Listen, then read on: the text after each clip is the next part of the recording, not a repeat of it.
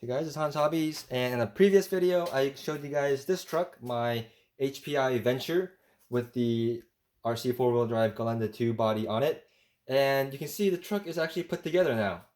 I took it on its maiden voyage today, first test drive with my current setup, and overall it did pretty okay. I had some electrical issues where the truck kind of stopped working in the middle of the trail, so typical Land Rover feature there, I think. But overall, I think this truck turned out really, really nicely. I love the way it looks. It's gonna look even better eventually when I detail up some of the interior parts and repaint the body. Really not a big fan of silver, so that's gonna look really cool. And I just wanted to show you guys around this truck because I really love the Land Rover Defender, the old one. The D90 especially is one of my favorite trucks. Um, I'm a big fan of the FJ series trucks, and this is probably my second favorite off-road rig ever. Um, with my very first my absolute favorite being probably the Samurai and the Jimny, but all that aside, let's look around this truck. So, from when you saw it in the first video, I have made a couple changes to it. Like I mentioned, my friend mounted this body for me to this chassis and did the custom links for the back, so the wheelbase would be correct. Um, and I made a couple modifications to the magnet mount. So you'll see the ride height it is at currently. I actually modified the body mounts so they sit a lot lower. And just pull the body off right here. I lowered both front and rear body mounts, so the truck will sit a little lower. And that was purely, I like the ride height it was originally. The only reason I lowered the body is so it would match the the bumper height more properly, because before the bumpers were really low and the body was really jacked up really high, so it looked really funny. So that's the only reason I did that. But looking at it, overall, you see this Defender like Safari bumper that I put on the front of this. This is from Amazon, and it's meant for the SCX 24, and it bolted right on. Though I was really surprised because, as far as I know, the HPI Venture and the SCX 10 don't share the bumper post width. So I was actually surprised it fit. I think the reason it fit is because the post for this is slightly adjustable, so that's probably why I was able to make it fit. So it's bolted right on. It looks really cool. I had to do some minor trimming, but I'll show you that in a second. And you see this little winch sticking out. I put a vintage winch on here. That also bolted right onto this bumper. So overall, the front half right here, I think looks really cool. Eventually, I think the only thing I'll change is maybe change the color of the hooks and the loops and stuff. But other than that, looks really cool. Looks very tough. Very Safari Defender look there.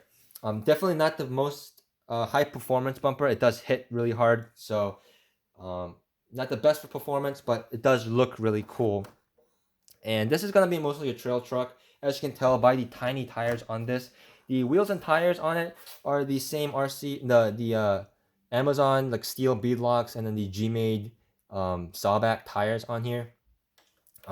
They look really cool, especially with the lowered body height. It fits even better. So really happy with how that turned out. And these tires are pretty short overall in their diameter. So it definitely not isn't going to do really well through like really soft stuff like sand or snow. Definitely won't do very well through snow, as I found out today. And another reason for that is because the truck overall is very, very heavy. It looks very heavy just looking at it. It looks very tough and heavy duty, and it's as heavy as it looks. It's probably like maybe 14 to 15 pounds. It's really heavy. The heavy body on it. I have a lot of weights in these wheels to keep the center of gravity lower and to really compensate for the heavy body that's on it. So really heavy body, really heavy bumpers. Both front and rear bumpers are metal, so that makes it really heavy as well. And I use nickel metal hydride batteries with these, so that also makes it really heavy. But the overall weight makes this truck drive around in a really scale manner. The body like moves around. Um, and the way the body moves around as it drives, and the weight, you can feel the weight as you drive it as well. It really affects the dynamics of it and just looks really, really cool. But definitely being a higher center of gravity body and really heavy truck with a big bumper, it's not the highest performing rock crawler. So this is more of a trail truck, and that's really a big reason why I chose the HPI Venture chassis to do this build. But before I dig into the chassis, I want to just kind of go over the exterior stuff a little bit more. Some people again are gonna mention, oh, D90s are 5-lug. That's not 5-lug. That's not very accurate. Well, I don't really care. That's not too important to me. It's not like I have a real D90 or anything like that, so that's not too important to me. And I think they look fine. Maybe I'll even paint the screws black so you can't even see them. But yeah, the rear bumper here, you can see I have it set up with some hooks in the back, the loops in the back again. Fake spare over here that looks really cool. Looks like a full-size spare, similar size to the wheel that's on it, but it's completely hollow inside. So it gives you that spare tire look without hindering performance, because when you put an actual tire back here, that adds a lot of weight to the back of the truck. And these D90s have really heavy rear ends to begin with, so I didn't really see a need to add more weight back here than I had to.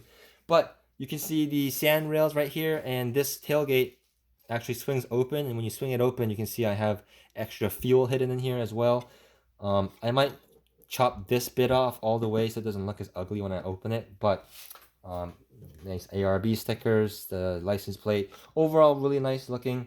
Nice step here in case you want to get inside the rear of the truck. So this is mounted with a magnet on this side, so that stays in place pretty well. And I screwed the hinge over here really tight so it doesn't flop around.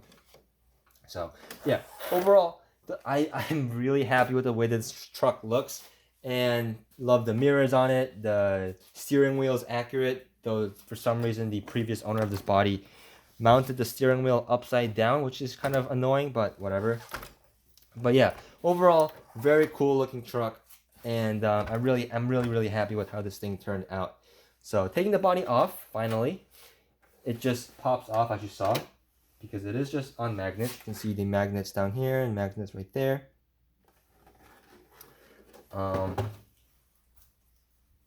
It is just a standard HPI Venture chassis. The only modifications that were made to the chassis was a little notch was made back here in the rear of the chassis to pull this bumper in all the way.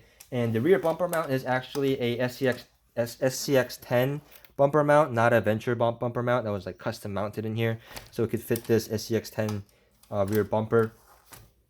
So that's chassis modification that was made. The stock battery tray was cut so we could make room for this carbon fiber battery tray over here. But you saw all that in the previous video. For electronics, I went with a Hobbywing ESC. This is out of a ECX monster truck, but I set it up in the crawler mode. It has a nice IC3 connector on here, which is really nice. Have it paired up to my Spectrum DX4S, I believe it is. Really nice controller, really adjustable, so really like that. And I have a 20-turn Titan motor in here. I wanted to put a 27-turn Tamiya motor in here, but the shaft wasn't long enough, so I went with this axial one. I have a 27-turn axial motor coming as well, but after test driving it with the 20-turn, I actually like the speed of it with the 20 turns. I might keep that in there, but we'll see. This motor is really old and kind of tired, so we might have to end up switching it out anyway, but again, we'll see. Again, the winch up here, the switch for the winch is kind of hidden behind the bumper and you can't really reach it. So eventually I'm going to have a little part that's attached to the body, a little like stick that I can pull out so I can operate the winch without having to take the body off. So that's a little bit inconvenient, but not a huge deal. I had to rewire that winch because all the wires pulled out, which was annoying. But yeah, And then for servo, I have a Amazon 30 kilogram servo. So really high torque, really high power servo. Not the fastest servo, but plenty high torque. And it definitely needs that high torque to turn the tires on this huge and heavy truck. So I'm kind of going into the reason why I chose the HPI Venture chassis to do this build is the shock setup that this thing has. The shocks that it has, you can see, it has dual springs, and what that allows is on the small bumps, it only activates the tiny spring up here with a really soft rate, so it can go over rough terrain at decent speed without getting too upset. And then for the really huge bumps, it has the nice spring, the big spring, to negotiate the rest of that. And then the front shocks are actually maxed out all the way in their adjustment collar, but even at its maximum, look how much droop it still has. That has plenty of droop in case I need it. In the rear, it has more droop, obviously, because it's not maxed out. And that's really important to me as well. Droop is important to have in your shock, so it's not bouncing around everywhere. Another reason I chose this chassis was for the behind the axle steering setup. You can see the steering there's no steering like in the front here, and that's because it's back hidden in the back here. And for me, that kind of added a cool look to the front of this truck, a little cleaner look to the front of it. So that's another reason why I went with it. The HPI axles also look pretty cool with the aluminum, or is it cast? I think it's aluminum. It's like cast aluminum or something like that. Parts on here that looks really cool. And then the transfer case setup this has with the motor up front and then the transfer case in the middle, that allows for me to mount this Galandi 2 body on it, because the Galandi 2 body has a full interior, and so you can see it has a lot of space it takes up in the bottom here, and you really need a truck that has this setup in order to use this body. So that's why I can't use like an SCX 10.2 or anything like that with a center mounted transmission. Really needed a setup like this. And then the third reason is because the third reason, I lost count, but another reason I chose this chassis was because